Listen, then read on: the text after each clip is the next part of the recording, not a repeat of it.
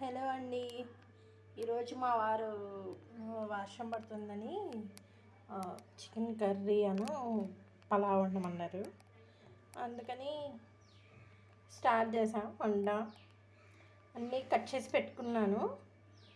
చెట్టు నుంచి ఫ్రెష్ కరివేపాకు తెచ్చాను. చూడండి కరివేపాకు ఎంత ఫ్రెష్గా ఉంది. వర్షం పడుతుంది కదా, ఫ్రెష్గా ఉన్నాయి అన్నీ. ఇవేమో రైస్లోకి. ఈ ఇలాచీ నేను మొత్తం ఇలా తీసేసాను. ఎప్పుడైనా మీరు కూడా ఇలాచీ ఇలాగే వేసుకుంటే అందులో ఉన్న గింజలు ఉంటాయి కదా, ఇవి ఆ గింజలు ఏంటంటే మనకి డైజెషన్ అవుతాయి. బిర్యానీ కానీ ఏమన్నా తిన్నప్పుడు మనకి గ్యాస్ ట్రబుల్ లాగా అలా రాకుండా మనకి ఇవి తింటే వెళ్తాయి. అదే యాలక్కాయ వేస్తే అవి రావన్నమాట, తీసి పక్కన పెట్టేస్తాం. అదే ఇలా వేసుకుంటే. అలాగే మిర్చిలో కూడా మిర్చిలో ఇలా గింజలు తీసేసుకోవాలి. నేనైతే అన్నీ ఇలా గింజలు తీసేసాను గ్యాస్ ట్రబుల్ రాకుండా. ఓకే అండి, ఆయిల్ హీట్ అయిపోయింది. మనం అయితే ఆనియన్స్ వేసుకుందాం.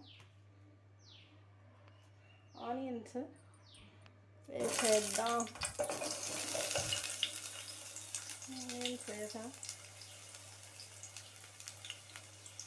ఆనియన్స్ బాగా వేగాలి. ఆనియన్స్ వేగిపోయినాయండి, ఇలా బ్రౌన్గా రావాలి. ఇప్పుడు కరివేపాకు,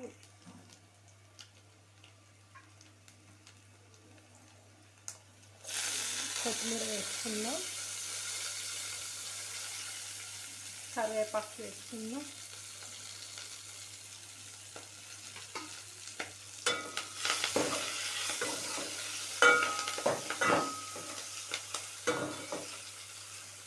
ఇలా బ్రౌన్గా రావాలి పలావ్ అంటే, అప్పుడే టేస్ట్ ఉంటాయి. ఆనియన్స్ ఇలా రావాలి. ఇప్పుడు అవి వేసుకుందాం. పలావ్ వేసుకుందాం.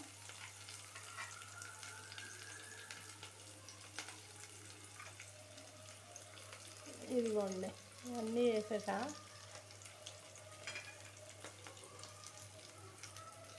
ఇదిగోండి, ఇవన్నీ వేద్దాం.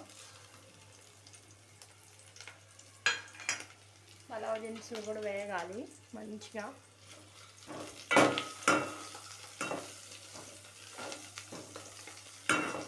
సౌండ్ ఎక్కువ వస్తుంది కదా, పలావ్ పెద్దది వచ్చింది. ఇవి వేగుతాయి. ఆహా, స్మెల్ మాత్రం అదిరిపోయింది. చూడండి మీరే.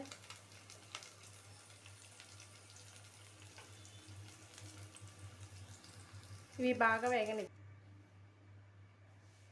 ఇప్పుడు వీటన్నిటికీ తగ్గట్టు మనం వాటర్ పోసుకున్నాము. ఇప్పుడు 2 కప్స్ రైస్ తీసుకుంటే 4 కప్స్ వాటర్ పోసుకోవాలి. 4 కప్స్ తీసుకుంటే 8 కప్స్ వాటర్ పోసుకోవాలి. ఇది కాగనిద్దాం బాగా. ఎసరు మరుగుతుంది. ఎసరు మరిగేటప్పుడు మనం ఉప్పు వేసుకోవాలి. ఉప్పు కానీ సాల్ట్ కానీ సరిపోయినంత ఉప్పు వేసుకుందాం.